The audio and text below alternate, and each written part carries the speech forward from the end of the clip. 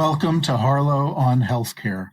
I'm David Harlow, and I invite you to join me by my virtual hearth as I sit down with healthcare leaders to discuss building the future of healthcare.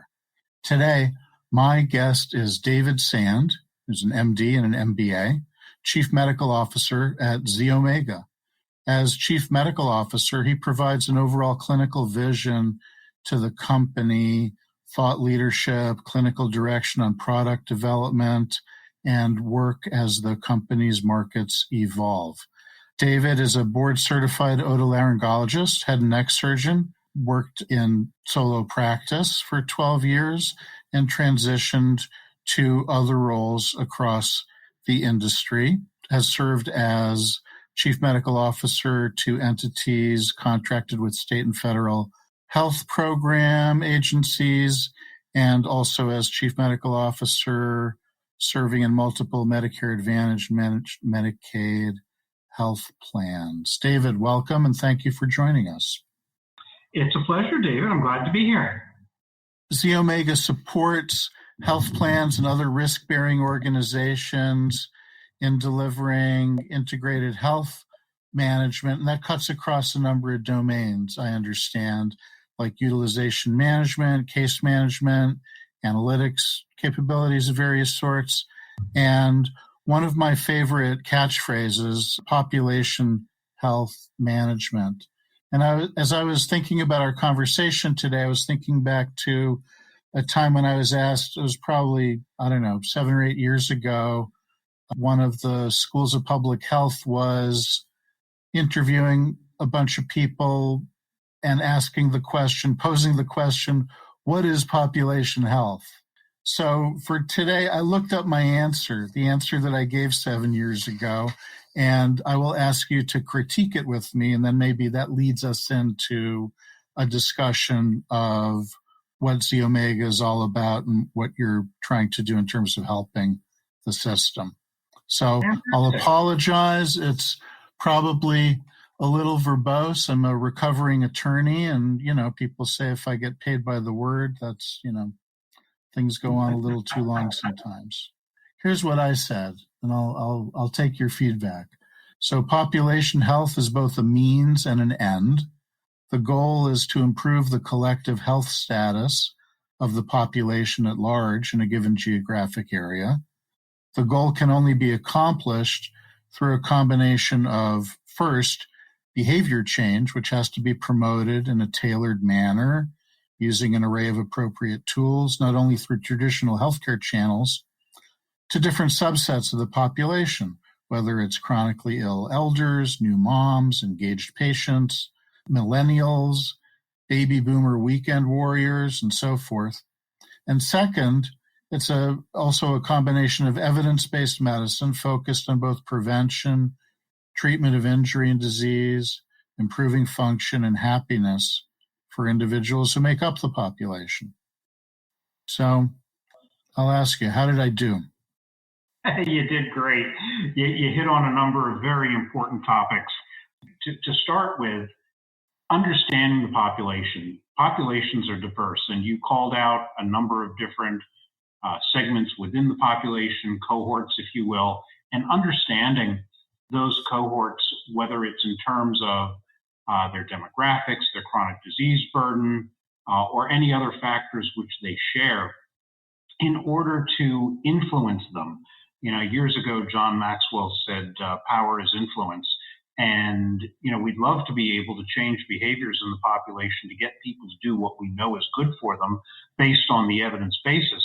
But people don't do things to us, they do them for themselves. And it's understanding what motivates folks and how you can steer groups of individuals to follow better healthcare behaviors. The same way we put guardrails on the highways to keep people from running into the bridge abutments, it's kind of a concept between population health management. Previously, we were sitting a driving instructor in each car, and that was case management. Now we actually structure the system to create better outcomes. So that means supporting not only individual customers, patients, members, but also supporting all of the folks along the care delivery chain as well, right? So we're talking about, when we say guardrails, we're talking about clinical practice guidelines and what else? Oh, certainly it's the best evidence, the evidence-based practices, and how we can enable folks to utilize those more easily. And this really is a topic that spans across the entire healthcare spectrum, and I know we're going to talk about it a little bit later. But how do we make it easy for people to do the things that we'd like them to do, that we know are beneficial for them to do? So in terms of enabling those along the journey for our healthcare partners, providers, health plans, we want to take a look at automation, optimization, efficiencies along the way, and how can we leverage the tools that we have available while incorporating those best practices and the evidence basis within healthcare. And then how can we use those tools to outreach to individuals whom we would like to contact, whom we would like to influence, and whom we know we can assist, whether it's with social programs or the more traditional, conventional medical, surgical, and behavioral health tools that we have at our disposal. So David, let's get a little more concrete. And so we can talk about, we've sort of evolved from thinking about cost of care to cost of wellness, or we think about evolving from sick care to well care. We need to think from the perspective of a plan or any other risk-bearing entity in healthcare. How do we reduce cost while increasing quality? All those good things. So how does all of that come together in your field of vision in a concrete example or two? I think there are a couple of ways that we can take a look at optimizing the cost of care. Certainly within government-sponsored programs, we're going to have a minimum benefit ratio that we need to meet. The government wants to make sure that of the dollars for which we have a fiduciary responsibility, we are spending a minimum for the benefit of our members. So I don't know that we're ever going to significantly drop below that roughly 85% threshold. Now, to the extent that we're able to keep ourselves down to that, there are a couple of places we can look. Right now, the over-medicalization at end of life is a tremendous cost in the system. And beginning to rationalize that and educating, counseling, and frankly, for providers not to be afraid to talk about these issues is one important way we can take a look at some of that cost. 75% of Medicare costs are within the last year of life, if not within the last 3 months of life. But even more so, our system tends to be very reactive. Someone has a problem, they file a claim, we pay for it. They have an episode of care, we pay for it. Generally speaking, it's related to something untoward that has happened to them. On the other hand, if we take a look at managing their health, not their chronic, their episodes of care, but managing their health, leading through their healthcare journey, I think we can avoid a lot of these brush fires, if not forest fires, along the way. And we can avoid these large expenditures. Generally speaking, taking care of wellness is a much more predictable and cost-effective way to take care of health, rather than waiting for something to go wrong and taking care of and paying for the catastrophic results of that. So we are deluged. The modern medical industrial complex has deluged us with guidelines, clinical practice guidelines, etc. I saw a piece recently that said that if a PCP were to follow all recommended care management guidelines for a typical sized panel of patients, he or she would be able to do that while working 27 hours a day. That's So, about right. so what's wrong with this picture, and how do we move the ball forward? Yeah, I think we've made some gains in terms of, and I'll use a rather generic term, physician extenders. We need to think about how healthcare is delivered, but it's not the exclusive domain of physicians or of a single group of individuals. Because as you said, it's entirely impossible. It's overwhelming for any one individual to know everything. We used to joke that the generalist knows less and less about more and more until he knows nothing about everything, whereas the specialist knows more and more about less and less until he knows everything about nothing. It's just not a problem that any one individual can tackle. So as we take a look not only at leveraging human resources, we can also take a look again at those guardrails and how we leverage automation, artificial intelligence, machine learning, and create systems that literally sit on the shoulders of practitioners and guide them along the way based on billions, literally billions of data points that we have to propensity match to those individuals who have experienced similar conditions in similar situations, so that we can leverage that knowledge and literally spoon feed it in some of these cases. So let's look under the hood a little bit if we can, because I understand that's what ZeOmega offers for risk-bearing entities, including care delivery systems. So what's on offer from your end? How are you making this work better? For years now, we've had a powerful rules engine within the platform that automates a lot of these decision points, so that those who are using the system understand what the next best step is based on the evidence basis, best practice that we as a company research continuously and update regularly. So if a certain situation should arise, the user of our platform will understand, okay, based on years of evidence or best practice, what should happen next, and aligning that with the individual.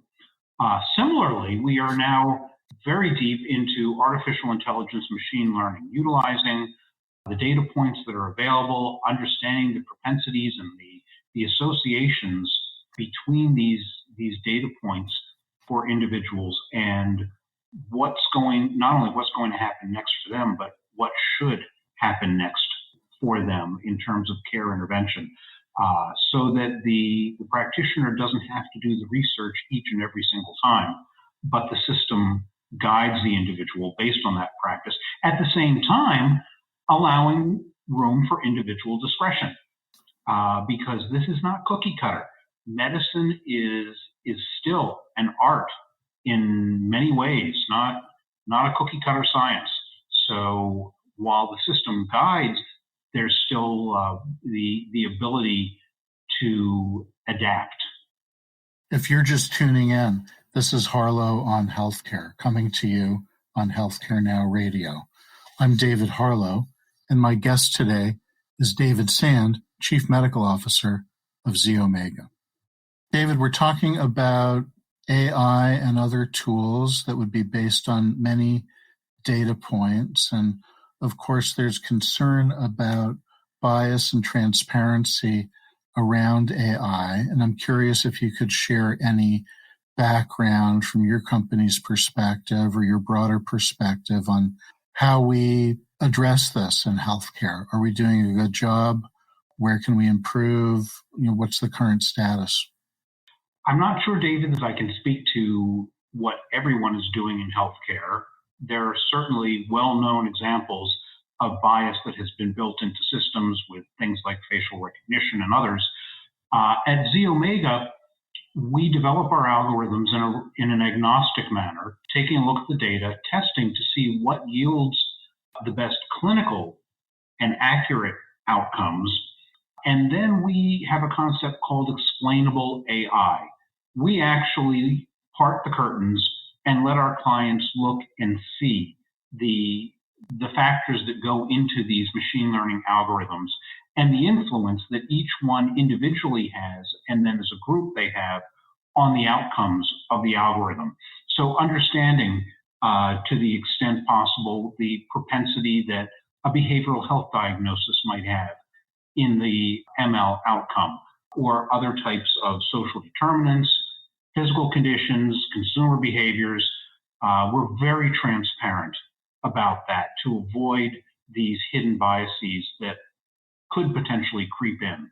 Great. And two follow-ups there. One is, do you have any sort of forum like a user group to sort of collect feedback against that transparency? And maybe also to think about, how do you address social determinants through maybe another door in a healthcare organization? So from the standpoint of user groups, these are a work in progress.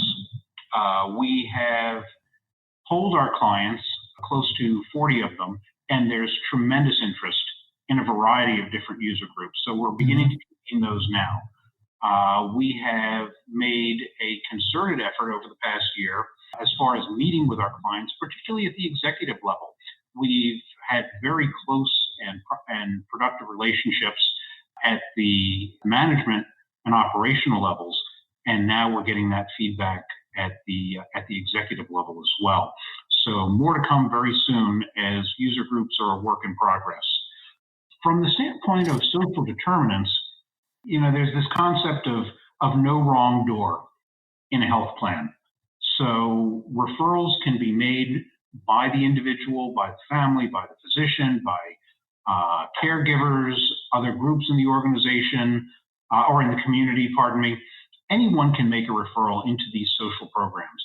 We have a really unique solution called Social Care, which relies on AI and machine learning to take a look at the publicly available data for communities down to the census tract level and understand what's going on in that community. We allow our clients then to compare their populations to those communities to see where their members are living and what are the likely conditions which they are experiencing.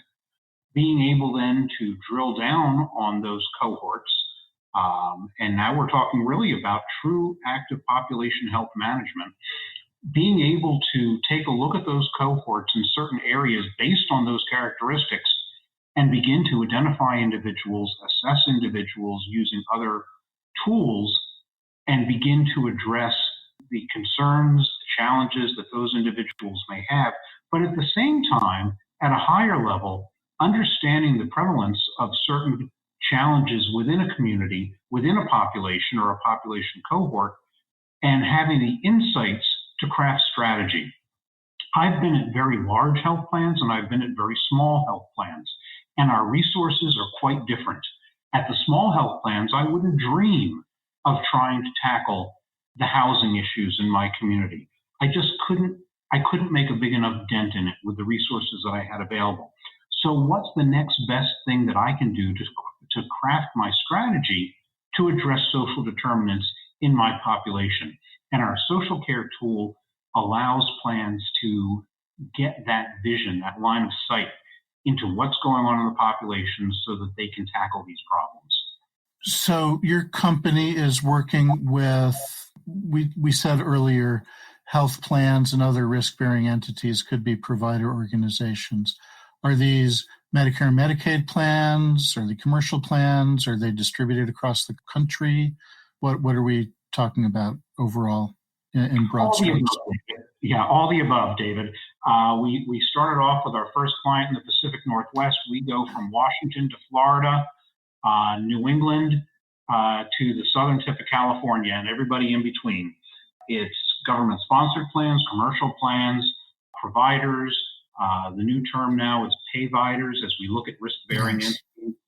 So yes, we make this available, and as value-based care continues to evolve past simply just P for P or incentives for hitting certain quality levels or financial marks, but understanding, and particularly for providers to understand how they take on risk and what that really means, the tools that we've developed for the payers translate very, very well into the provider and payvider market. Sure. So in the time that you've been doing this, have you seen the need or have you advocated for changes in metrics that are being tracked either by government or other industry standards groups?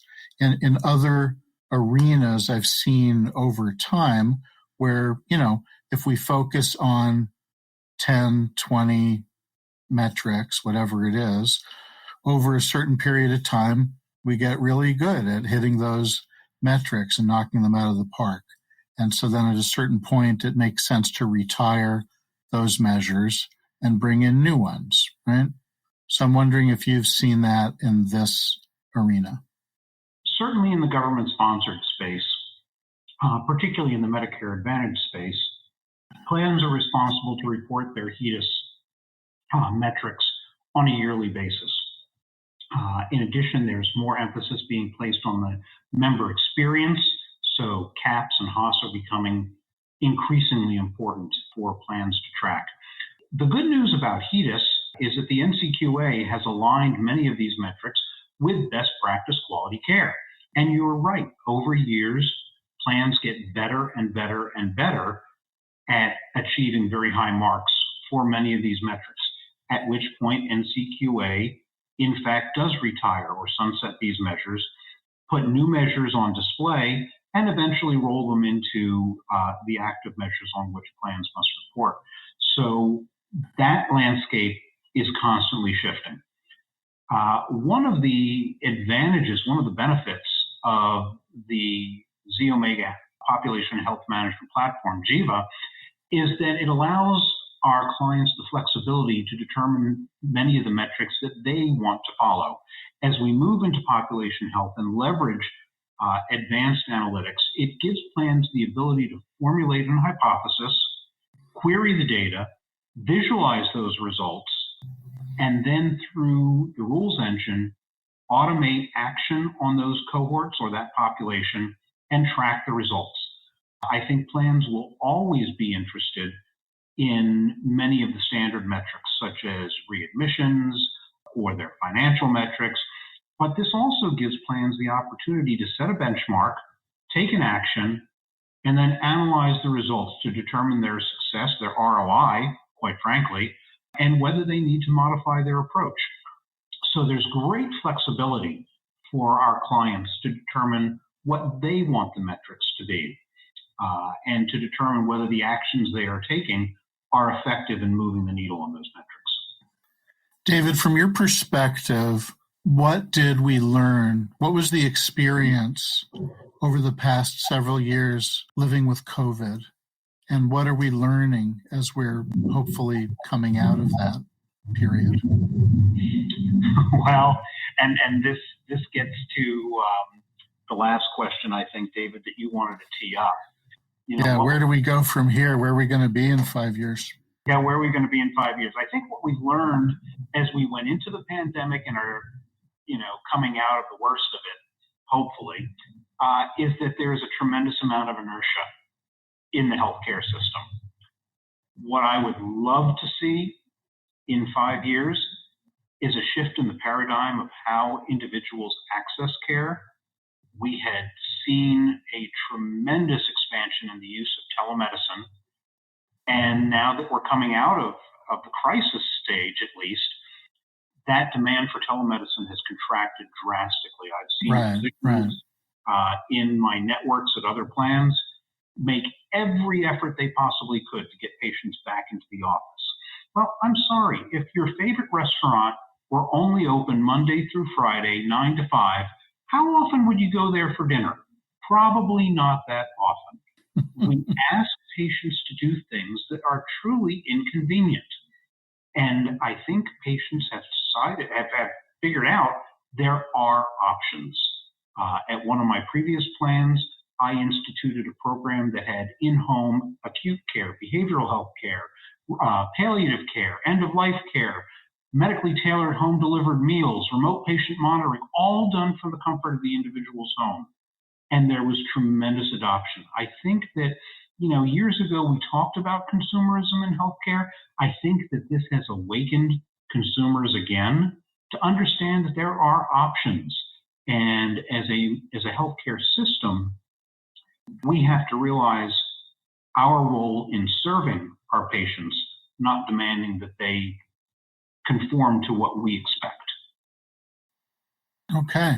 Well, sounds like we're on a path in that direction. You'd like to see us get there sooner. Maybe it's a 5-year plan, or maybe we do get there sooner. Well, thank you very much for joining me today. It has been my absolute pleasure, David. Thank you so much for having me on. You have been listening to Harlow on Healthcare. Join us at healthcarenowradio.com. Let's continue the conversation on building the future of healthcare together at #HarlowOnHC. I'm David Harlow, keeping the fire going and holding a seat open for you. Until next time.